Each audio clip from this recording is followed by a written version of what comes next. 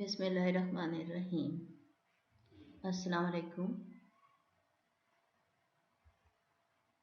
It's my third lecture regarding the RBC, its genesis, hemoglobin, and further questions regarding the RBC. Last time I was asking you the question that how many molecules of hemoglobin are attached to one RBC. It is a very important question because it is usually asked during Viva. So you must know the answer, and the answer to this question is 280 million molecules of hemoglobin are attached to a single RBC. As there is a huge number of hemoglobin molecules are attached, to accommodate these molecules, RBC is without nucleus to give more and more space to the hemoglobin molecule. So usually we consider that either 1, 2 or 4 molecules may be attached. So no one can imagine that a huge number of hemoglobin molecules they are attached to one RBC. Regarding this question, usually the mistake which almost all students make that they give answer that 4 molecules of hemoglobin there are attached to one RBC. They mix this question with the pyrrole ring. As we have 4 pyrrole ring during the synthesis of hemoglobin and iron is attached to these pyrrole rings. So the students usually confuse with that one and no one can answer and no one can imagine that a huge number of hemoglobin molecules they are attached to a single RBC. So I hope that now you are able to remember this question and its answer. Now coming to the new topic today, that is anemia. Before starting my lecture, I must tell you that today's lecture is out of Guyton. So you must copy it and you must concentrate this lecture fully. First of all, about the definition of the anemia. Anemia is the deficiency of hemoglobin or RBC in the blood according to the age, sex, environment or nutritional status. The definition of anemia is written in Guyton, but it is incompletely written at that site.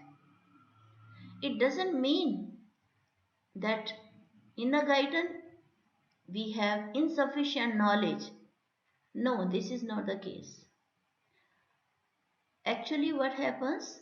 All things they are written in Guyton and well explained, but we are unable to correlate all these things together.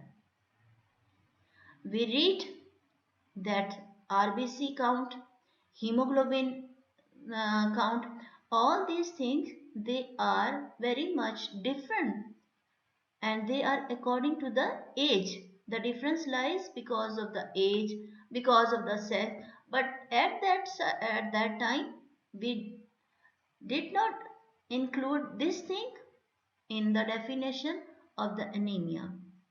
So whenever you are asked about the definition of the anemia, you must be clear it. That is, the complete definition includes the age, sex, environment or nutritional status. Variability is also in the definition of anemia. So the complete definition is anemia is the deficiency of hemoglobin or RBC in the blood according to the age, sex, environment or nutritional status. It can be caused by either too few red blood cells or too little hemoglobin in the cells.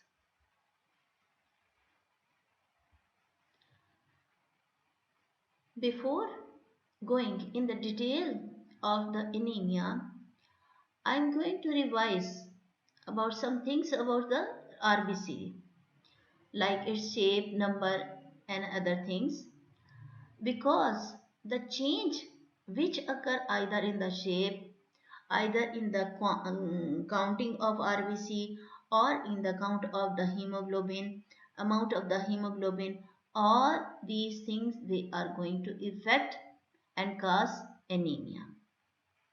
So the normal shape is biconcave disc. The normal size of the RBC, that is 7 micrometer in diameter.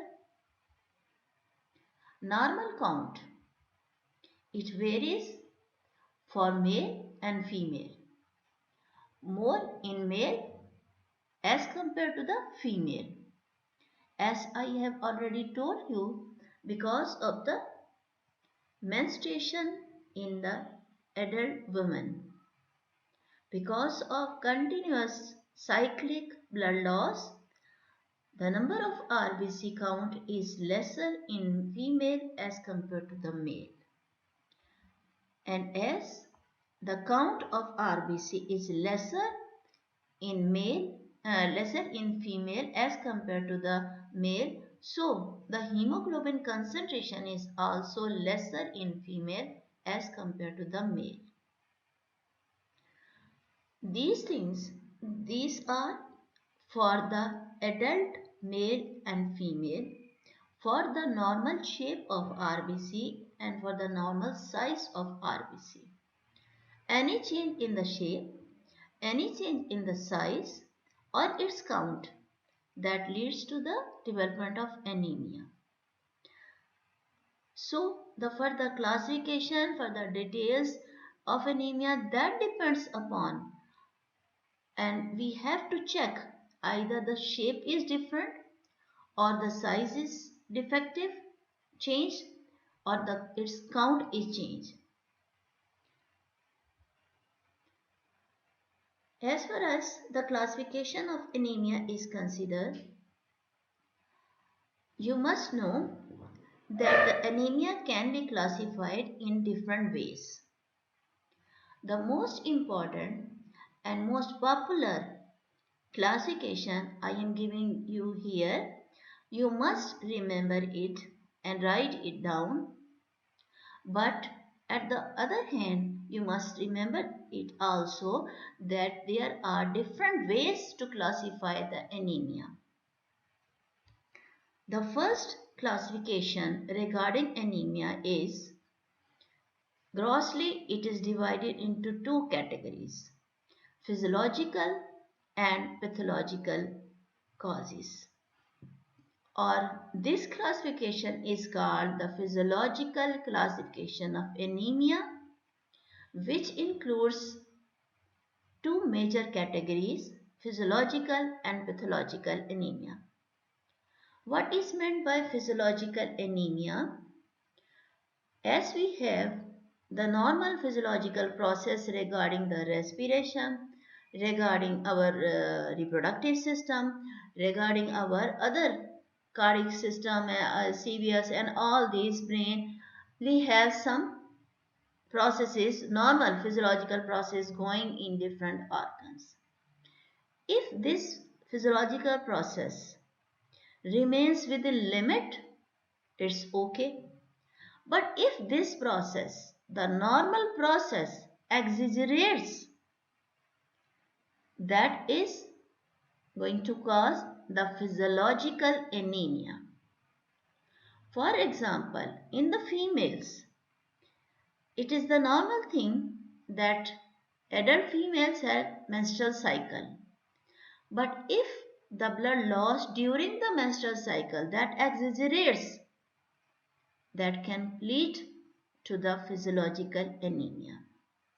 Or in the pregnancy, the requirement of the female that increases because of the fetus.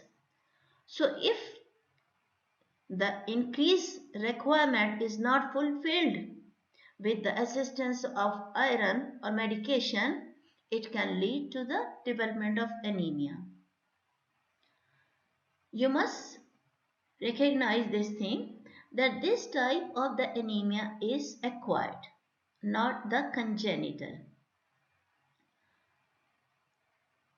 So, if in females during pregnancy, lactation or menstruation, abnormal thing regarding the RBC count or hemoglobin that occur, it can lead to the development of physiological anemia. If these normal physiological processes regarding the lactation or menstruation, etc., if they remain within limits, there will be no anemia. But if the process, normal process exaggerates, cross its limits, it can lead to the physiological anemia.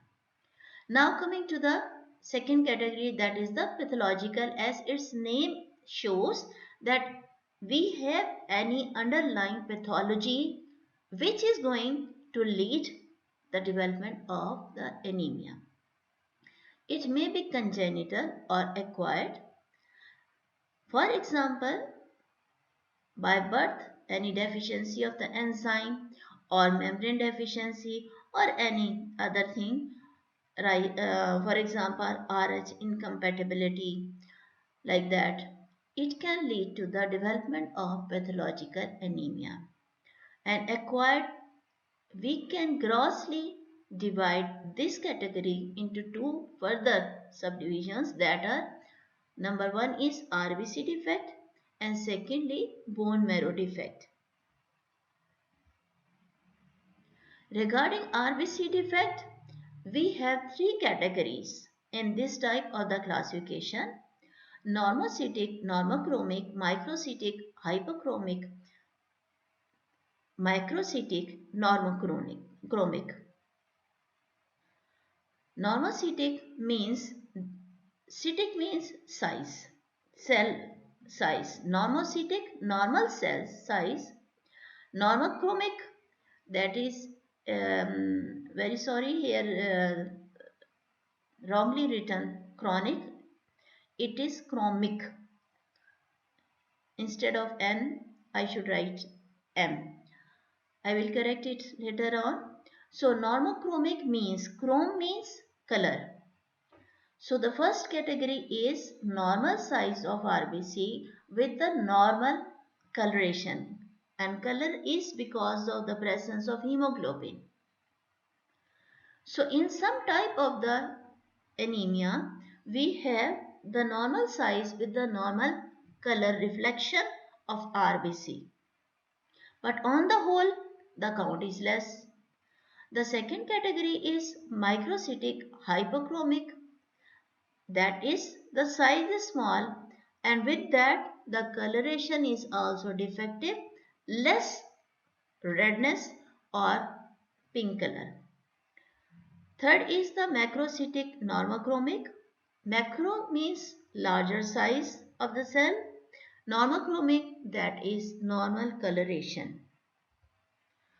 The second thing is bone marrow defect, which can lead to the aplastic anemia, which may be congenital or acquired due to the drugs or toxins, etc. So this is one of the most important and usually asked classification of the anemia. We can classify in other forms also, according to the cause, according to the cell size.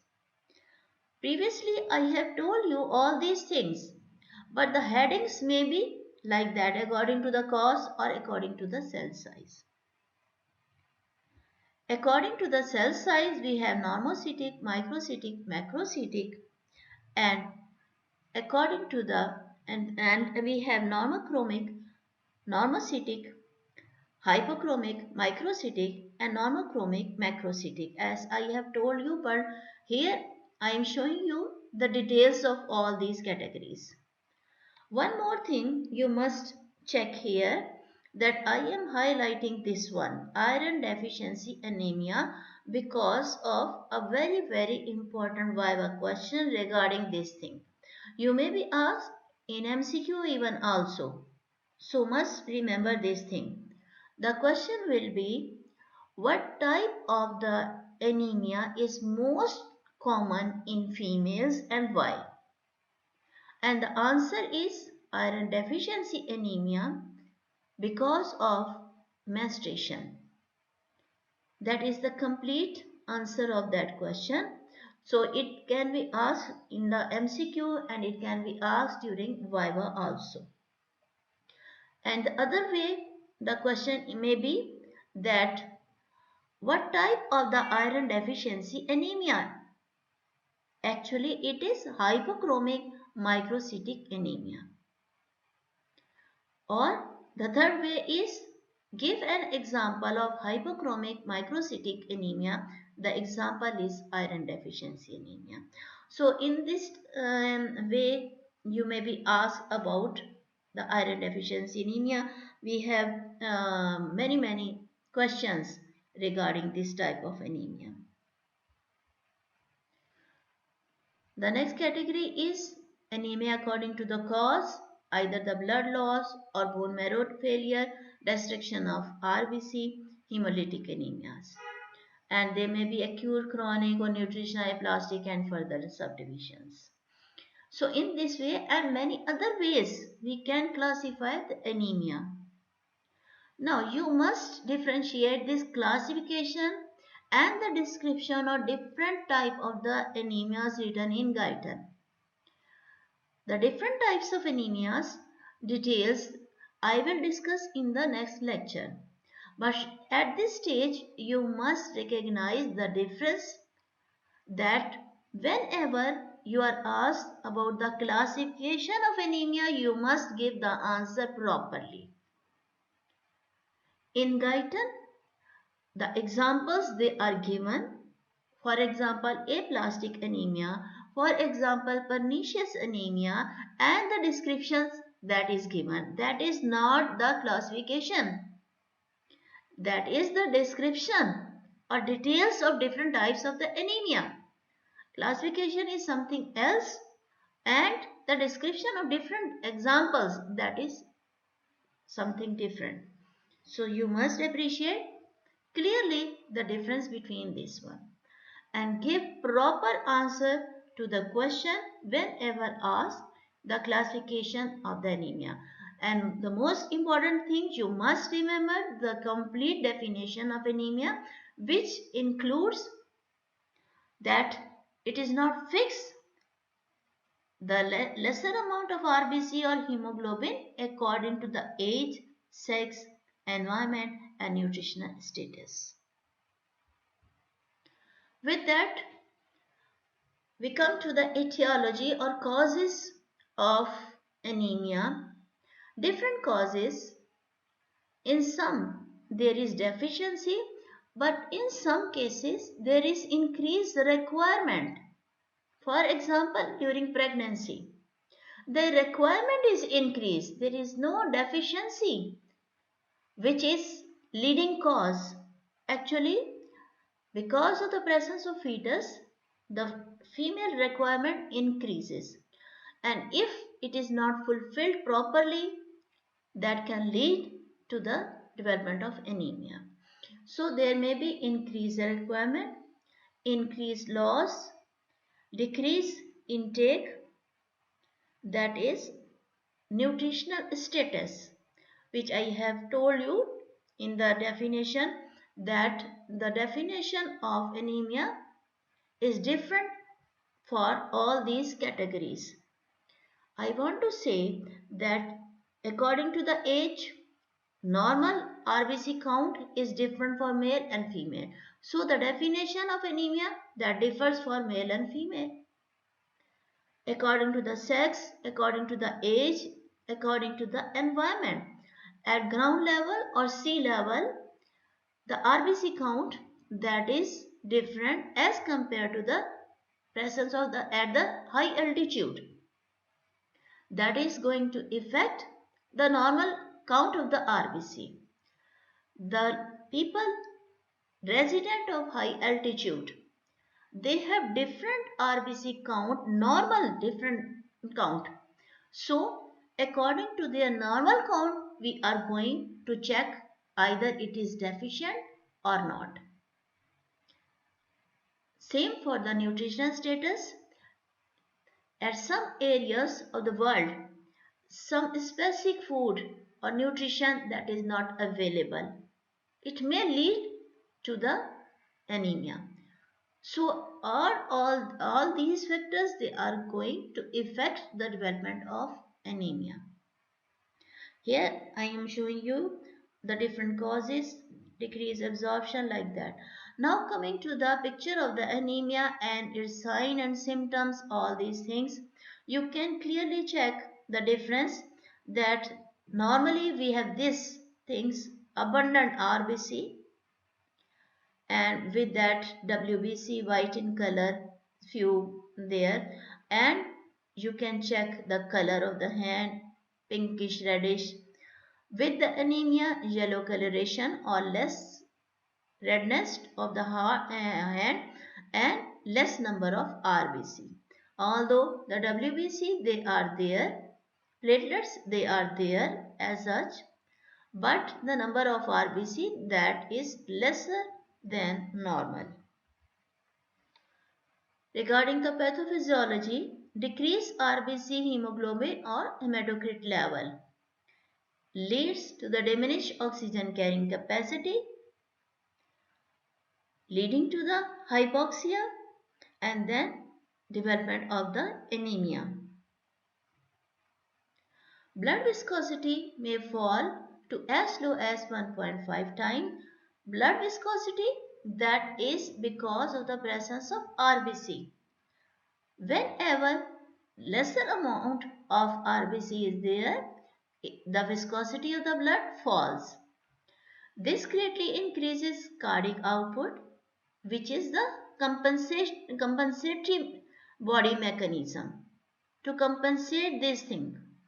Hypoxia resulting from diminished transport of oxygen causes the peripheral blood vessels to dilate, further increasing cardiac output. During exercise, heart may be overburdened and may lead to acute cardiac failure. Regarding signs of anemia, the shape of the nail, that is changed, spoon-shaped nails, trophy of papilla of the tongue. I will show you the picture, this one. Yellow coloration, you can check in the eyes, the change of the color in the hands, here the tongue surface is changed, and the shape of the nails, they are also spoon shaped. Other symptoms, fatigue, weakness, dizziness, as the body is unable to accommodate the more and more oxygen, the body have lesser amount of oxygen, so weakness, dizziness, shortness of breath, all these things, they are there. The symptoms of anemia, you can check eyes, yellow coloration are there, paleness, coldness, and all these symptoms. Regarding heart, we have palpitation, rapid heart rate, chest pain, angina, and all these things. The symptoms of anemia vary according to the type of anemia. This is a very important thing, that anemia is because of RBC or hemoglobin deficiency. But this deficiency is either direct or indirect, or physiological or pathological. If there is any specific pathological process going on there, that is going to affect grossly. So the sign symptoms, they vary very much according to the cause. Either it is just the physiological anemia or underlying cause is there. So the sign symptoms, they are mainly dependent on the cause of the development of anemia. Number one thing, and secondly, anemia may be mild, moderate or severe. All the signs, symptoms and appearance, that varies also. because of its severity. If it is mild, there are some or mild sign symptoms are there. Very few symptoms are there. But in moderate, we have middle, and in severe cases, we have very severe appearance or very complications they may be there because of the severity, high severity of the anemia. So I cannot fix all these things for anemia. Regarding not regarding its severity, regarding its sign symptom, and even regarding its investigation and also the treatment. All these things varies very much depending upon the exact cause and depending upon the severity of the disease. If we have mild, then the treatment is also accordingly. In severe cases, we have many investigations. The medications become much more as compared to the mild and moderate. So, I cannot fix anything for anemia. The symptoms of anemia vary according to the type of anemia, underlying cause, severity, and underlying health problem, hemorrhaging, ulcer, menstrual problem, or the cancer. And these are the following sign and symptoms. Now coming to the investigations, we have different types of the investigation. Most commonly the complete blood picture, RBC count, then any rule out the underlying cause firstly. And if you find any specific cause, then do the specific investigations. Here, all these investigations, they are general investigations, not the specific. If you find any specific cause, then you have to do the specific investigations also. Different types of these investigations, hematocrit, hemoglobin, RBC count, all these things, and this one also.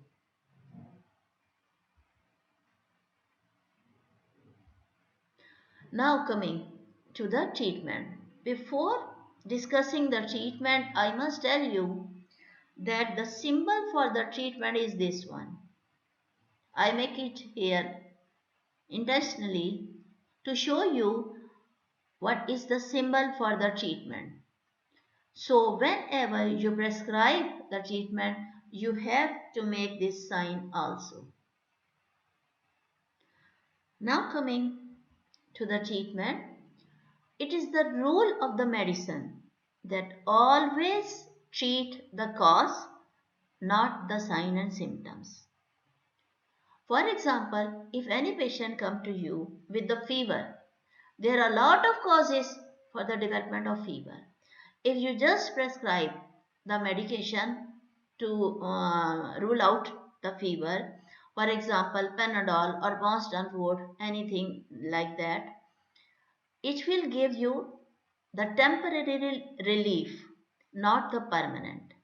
You must rule out the cause and give medication according to that.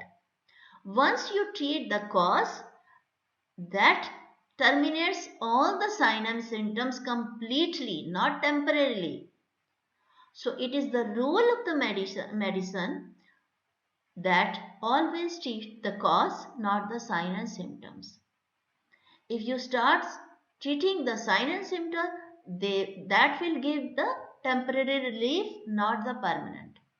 But if you rule out the exact cause and start treating that cause, you will have the permanent treatment and permanent relief of the sign and symptom. So rule out the cause and give the treatment according to that cause. Secondly, we have the general and specific treatment. General treatment is according to the sign and symptom, and specific treatment that is according to the cause. Then we have, depending upon the severity, mild, moderate and severe. So for the mild, we have very few medication, usually oral. For moderate, sometimes initially you have to give injections of the iron supplement and then followed by oral medication. And in severe cases, sometimes you transfuse blood, then after that iron injection, injectable, and then followed by oral medication. So it is nothing fixed for the anemia. It varies, as I have already explained completely. Here I am just giving you the treatment of mild and moderate and also the severe anemia with the treatment of the pregnant woman. Lastly, many times we need the supplements. Many times we must know that which food they are rich in the iron. We must take abundant these food to avoid the deficiency. So these are some of the healthy foods that are rich in iron: apple, banana, potato, and a long list. And with that we have many other things also. The list is not completed here, but we have some other food also. But you must take one of these daily to avoid the deficiency. Especially in the females, they must take the iron supplements. Otherwise, the symptoms like backache or sometimes headache, like that one, they usually because of the deficiency of the RBC or because of the mild anemia, because of the menstrual cycle. So to avoid that thing, improve your nutritional status, and also especially in female, you must take the iron supplements. With that, I just complete the anemia topic. It is not completed here, but just a review of anemia, or just an introduction to the topic of the anemia is given here. It is a very vast topic, but I am giving you some of the lines or some of the introduction to the anemia. In the next lecture, inshallah, I will explain the different types of the anemias, or giving some of the example: megaloblastic anemia, pernicious anemia, and other types of the anemia. They are the just examples, not the classification. Again, I am giving you the tips that usually students make mistake. Whenever I ask the classification of anemia, they didn't answer, and they don't recognize its importance or the difference between the classification and different types or examples of the anemia. So with that we complete our lecture. Thank you and Allah Hafiz.